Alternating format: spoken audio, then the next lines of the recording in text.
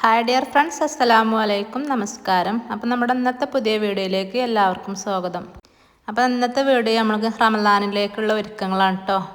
അപ്പോൾ നമ്മൾ നോമ്പൊന്നും നോറ്റിങ്ങാണ്ട് അധികം നേരം കിച്ചണിൽ നിന്നുങ്ങാണ്ട് കഷ്ടപ്പെടാതെ ജോലികളൊക്കെ പെട്ടെന്ന് തീർക്കാം. അപ്പം ഇങ്ങനെ കുറച്ചൊക്കെ പണികൾ നമ്മൾ നേരത്തെ കാലത്ത് തന്നെ ഒരുക്കി വെച്ചാൽ നമുക്ക് നമ്മളെ ആവശ്യത്തിന് ചിലവഴിക്കാട്ടോ. നമുക്ക് ഇബാദത്തിനായിങ്ങാണ്ട് ഒരുപാട് സമയം മാറ്റി വെക്കാം. അല്ലെങ്കിൽ നമ്മൾ റമദാനാണ് വെറും തിന്നാനായിട്ട് നിൽക്കുമല്ലോ. ഇഷ്ടംപോലെ സംഭവങ്ങൾ എണ്ണക്കടിയായിട്ടും കടികളായിട്ടും പൊരികളായിട്ടും അങ്ങനെ ഓരോന്ന് ഉണ്ടാക്കിങ്ങാണ്ട് നമ്മൾ ഉച്ചക്കാണ് കിച്ചണിൽ കയറിയാൽ പിന്നെ മഗ്‌രിബിൻ്റെ ബാങ്ക് കൊടുക്കുന്നത് വരേക്കും നമുക്ക് ജോലികളേക്കാരം. അപ്പോൾ അതൊന്നും ഇങ്ങനെ കുറച്ച് സമയങ്ങൾ നേരത്തെ കാലത്തെ മാറ്റി വെച്ചങ്ങാണ്ട് ഓരോരോ ജോലി ചെയ്യുകയാണെങ്കിൽ നമുക്ക് എളുപ്പത്തിൽ തയ്യാറാക്കാം. അപ്പോൾ ഞാൻ ഇഞ്ചി വെളുത്തുള്ളി പേസ്റ്റ് ആട്ടോ ആദ്യം തന്നെ തയ്യാറാക്കണം. അപ്പോൾ ഞാനിത് കുറേ വീഡിയോയിൽ കാണിച്ചതാണ്. അപ്പോൾ ഞാൻ ഇഞ്ചി വെളുത്തുള്ളി അതേപോലെയൊക്കെ കുറച്ച് ഓയിൽ ചേർത്തുകൊണ്ട് അരച്ചെടുക്കണം. അപ്പോൾ ഞാൻ കുറച്ച് അധികം തന്നെ എടുത്തേക്കണം കേട്ടോ. ഇത് പിന്നെ കുറേ അധികം നമുക്ക് ഫ്രീസറിൽ സ്റ്റോർ ചെയ്യാം. അപ്പോൾ ഞാൻ റമദാൻ മാസം ഫുള്ളായിട്ടും കയ്യോളം നമുക്ക് ഇഞ്ചി വെളുത്തുള്ളി പേസ്റ്റ് നോക്കേ വേണ്ട.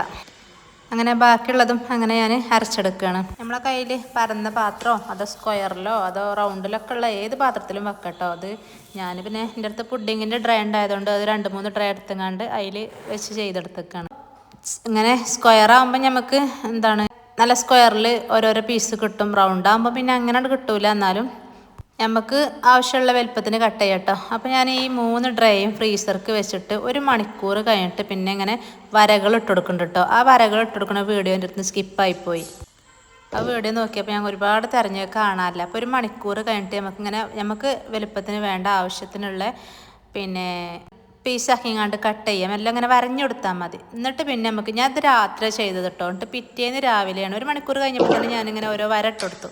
പിന്നെ പിറ്റേന്ന് രാവിലെയാണ് ഞാനിത് എടുത്തുങ്ങാണ്ട് ബോക്സിലാക്കുന്നത്. അപ്പം ഇങ്ങനെ കിട്ടും കേട്ടോ. അങ്ങനെ നമ്മൾ കത്തി വെച്ചുങ്ങാണ്ടോ കയ്യിൽ കണ വെച്ചുങ്ങാണ്ടൊക്കെ ചെയ്താൽ ഇങ്ങനെ ഓരോരോ പീസാക്കിങ്ങാണ്ട് നമ്മളെ കണ്ടെയ്നർക്ക് സ്റ്റോർ ചെയ്യാം കേട്ടോ. അപ്പം ഞാനൊരു മാഗി കട്ടൻ്റെ ആ വലുപ്പത്തിൽ ഇങ്ങനെ നമുക്ക് ഒരു കറിക്കുള്ള വലുപ്പത്തിൽ അങ്ങനെ ഉണ്ടാക്കിയെടുത്തേക്കാണ്. ഇതാണല്ലോ ഭയങ്കര വലിയ പണി. അപ്പോൾ അത് കുറച്ച് വീഡിയോ മുന്നേ ഇടണ്ടേന് കേട്ടോ. ഞാൻ ഓരോന്ന് എഡിറ്റ് ചെയ്ത് അപ്ലോഡ് ആക്കി വരാൻ ഇത്ര സമയമെടുത്തു. അപ്പം ഒന്നാമത്തെ കാര്യം ഇതാണ് കേട്ടോ, ഇതെല്ലാവരും ചെയ്ത് വെക്കുക. അപ്പോൾ ഇത് ഫ്രീസറിൽ വെക്കണം. ഞാൻ പിന്നെയും പറയാണ്, ഫ്രിഡ്ജിലല്ല ഫ്രീസറിൽ. പിന്നെ നമുക്ക് ഉള്ളിയും തക്കാളിയൊക്കെ വാട്ടുമ്പോൾ പിന്നെ അതിക്കൊരു പീസ് ഇട്ട് കൊടുത്താൽ അത് മെൽറ്റായി വരും. അതേപോലെ നമുക്ക് എണ്ണക്കടികളൊക്കെ ഉണ്ടാക്കാൻ ഇഞ്ചി വെളുത്തുള്ളി വേണമല്ലോ. അപ്പം നമുക്ക് മീനൊക്കെ പൊരിക്കണമെങ്കിൽ നമുക്ക് മെൽറ്റായി കിട്ടണമെങ്കിൽ ഒരു 5 മിനിറ്റ് ഒരു കട്ടെടുത്തുകൊണ്ട് പുറത്തേക്ക് വെച്ചാൽ മതി കേട്ടോ. ഇനി അടുത്ത ടാസ്ക്കുള്ള പണി ഇതാണ്, തേങ്ങ ചിരവല്ലേ. അപ്പം ഞാൻ ചിരവിയിട്ടില്ല, ഞാനൊരു 6 തേങ്ങ എടുത്തിക്കണം കേട്ടോ. അതൊക്കെ ഒന്ന് പൊട്ടിച്ചെടുക്കുകയാണ്. അപ്പം നമ്മുടെ വീഡിയോസൊക്കെ കണ്ട് ഇഷ്ടമാകുകയാണെങ്കിൽ എല്ലാവരും ലൈക്ക് ചെയ്യാനും ഷെയർ ചെയ്യാനും കമൻറ്റ് ചെയ്യാനും സബ്സ്ക്രൈബ് ചെയ്യാനും ഒന്നും മറക്കരുത് കേട്ടോ. സബ്സ്ക്രൈബ് ചെയ്യാതെ കാണുന്നവരുണ്ടെങ്കിൽ സബ്സ്ക്രൈബ് ചെയ്ത് കാണുക. അതേപോലെ വീഡിയോ മുഴുവനായിട്ടും സ്കിപ്പ് ചെയ്യാതെ കാണുക. അപ്പോൾ എനിക്ക് ഈ തേങ്ങ ചിരകണ എല്ലാവരും എളുപ്പപ്പണി ഇതാണ് കേട്ടോ. അപ്പോൾ ഒരുപാട് ആൾക്കാർ ഇങ്ങനെ ചെയ്യണവരുണ്ടെന്ന് എനിക്കറിഞ്ഞു, കാരണം കമൻറ്റ് നമുക്ക് വായിച്ചാൽ അറിയാലോ. അപ്പം ഞാൻ ഇത് രണ്ട് പാർട്ടാക്കിങ്ങാണ്ട് പകുതി ആക്കിയിട്ട് പകുതി വറുത്ത് വെക്കാണ്, പകുതി ഞാൻ അങ്ങനെ തന്നെ വറുക്കാതെ ഫ്രീസറിൽ. ഇത് രണ്ടും ഫ്രീസറിൽ തന്നെ കേട്ടോ സ്റ്റോർ ചെയ്യുക. അപ്പം നമുക്ക് ഈ തേങ്ങയ്ക്കൊന്ന് പൂണ്ടെടുക്കാം.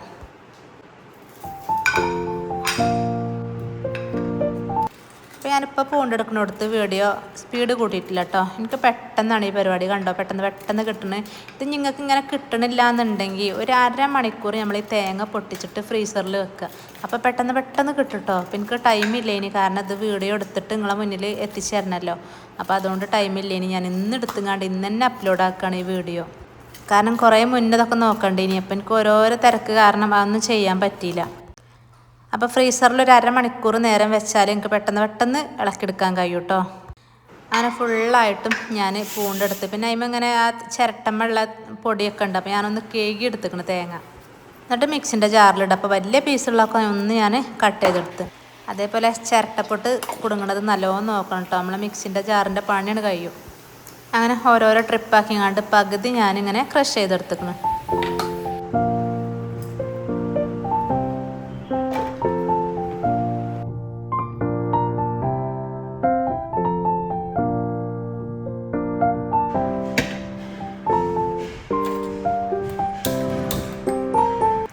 അങ്ങനെ ഒരു ചട്ടിക്കൊക്കെ പകുതി ഇട്ട് പിന്നെ ഞാൻ വെളിച്ചെണ്ണ ഒഴിച്ചു കൊടുക്കുകയാണ്. പിന്നെ കുറച്ചധികം ചെറിയ ഉള്ളിയും വെളുത്തുള്ളിയും പിന്നെ കുറച്ച് കുരുമുളക്, 1 ടേബിൾ സ്പൂൺ കുരുമുളക്, ഒരു 4 പീസ് ഏലക്ക. ഇതിട്ടുകൊണ്ട് നല്ലോണം വറുത്തെടുക്കുക. അപ്പം ഇങ്ങനെ നമ്മൾ മിക്സിയിൽ ക്രഷ് ചെയ്യുമ്പം പെട്ടെന്ന് വറവായി കിട്ടും കേട്ടോ. നമ്മൾ തേങ്ങ ചിരകി എടുത്തുകൊണ്ട് വറക്കണേലേറെ പെട്ടെന്നായി കിട്ടും. പിന്നെ ഞാൻ കുറച്ച് ഫ്രഷ് കറിവേപ്പിൻ്റെ ഇല ഇട്ട് കൊടുത്തു. പിന്നെ നമുക്കിത് പകുതി വറവായിട്ട് ഒരു ടീസ്പൂണാണ് കേട്ടോ മഞ്ഞൾപ്പൊടി ഇട്ട് കൊടുക്കുക. കാരണം ഫസ്റ്റ് തന്നെ മഞ്ഞൾപ്പൊടി ഇട്ട് കൊടുത്താൽ നമുക്ക് കളറ് വറവായിക്കണമെന്ന് അറിയില്ല. അപ്പോൾ പകുതി ആയിട്ട് വേണം അത് ഇട്ട് കൊടുക്കാൻ. എന്നിട്ട് നല്ലോണം വറുത്തെടുക്കുക.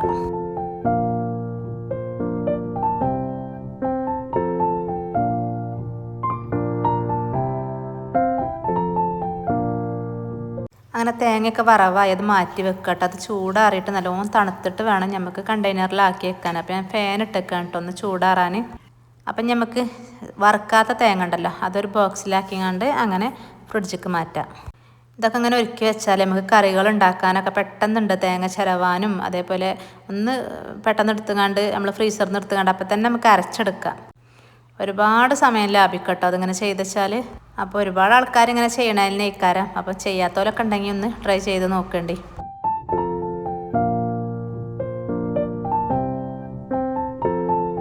അപ്പോൾ ഇത് രണ്ട് തേങ്ങയും വറുത്ത തേങ്ങയും വറുക്കാത്ത തേങ്ങയൊക്കെ എനിക്ക് കുറച്ചധികം ദിവസത്തിനുണ്ടാവട്ടെ. എന്നും പിന്നെ നമ്മൾ തേങ്ങ അരച്ചുകൊണ്ടുള്ള കറിയൊന്നും ഉണ്ടാക്കില്ലല്ലോ. അധിക ദിവസം ചോറ് കാര്യങ്ങളൊക്കെ ഇക്കാരം. അപ്പോൾ പിന്നെ ഇത്ര മതി കേട്ടോ. ഇനി ഇത് തീരുമ്പോൾ നമുക്ക് പിന്നെ ഉണ്ടാക്കിയെടുക്കാം. അങ്ങനെ അതൊരു ബോക്സിലാക്കി. പിന്നെ വറവായത് നമ്മൾ തേങ്ങ വറുത്തെടുത്തത് അത് നല്ലോണം ചൂടാറിയിട്ട് അതും വേറൊരു ബോക്സൊക്കെ ആക്കണം.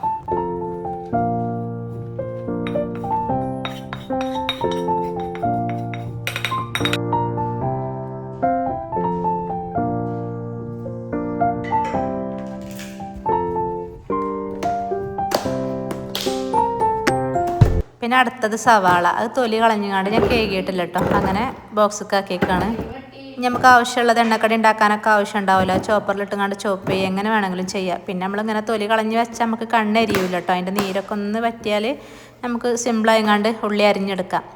പിന്നെ കുറച്ച് വെളുത്തുള്ളി അതേപോലെ ചെറിയുള്ളി പച്ചമുളക് നമുക്ക് കറികൾ തൂമിക്കാൻ അതേപോലെ മെയിനായിട്ടാണല്ലോ നമ്മൾ അത്താഴത്തിന് താളിപ്പ് ഉണ്ടാക്കാൻ ഒക്കെ ഈ ബോക്സാണ് എടുത്താൽ എല്ലാ സംഭവങ്ങളും പച്ചമുളകും വെളുത്തുള്ളിയും ചെറിയുള്ളിയും ഒക്കെ അതിലുണ്ടാവും.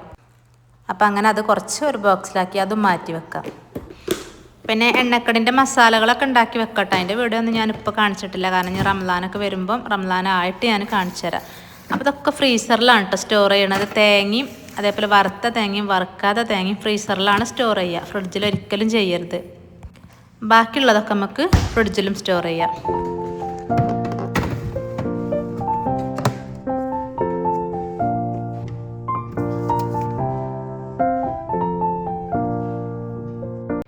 പിന്നെ അടുത്തത് നമുക്ക് എല്ലാത്തിനും കുരുമുളക് വേണമല്ലോ അല്ലേ. അപ്പോൾ കുറച്ചധികം കുരുമുളക് ഞാൻ അതും പൊടിച്ച് വെക്കുകയാണ്. ഇത് പിന്നെ വറുത്തിട്ടൊന്നുമില്ല കേട്ടോ. അങ്ങനെ തന്നെ നമ്മൾ മേലൊരു കവറല്ല കടലാസ് വെച്ചുകൊണ്ട് അങ്ങനെ അതൊന്ന് പൊടിച്ചെടുത്തു. അതും ഒരു കണ്ടെയ്നറിലാക്കിങ്ങാണ്ട് ഇത് ഫ്രിഡ്ജിൽ വെക്കണമെങ്കിൽ വെക്കാം. ഞാൻ പുറത്ത് തന്നെയാണ് വെച്ചിരിക്കുന്നത്.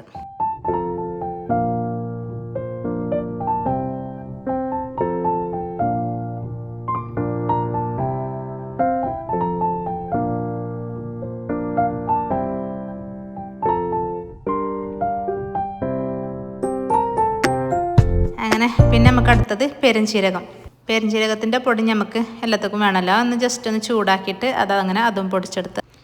അപ്പം ഇന്നത്തെ നമ്മളെ റമദാനിലേക്കുള്ള പ്രിപ്പറേഷനൊക്കെ നിങ്ങൾക്ക് ഇഷ്ടപ്പെട്ടു എന്ന് വിചാരിക്കുകയാണ്. അപ്പം ഇന്നത്തെ വീഡിയോ ഇവിടെ വെച്ചാൽ വൈൻഡപ്പ് ചെയ്താലോ.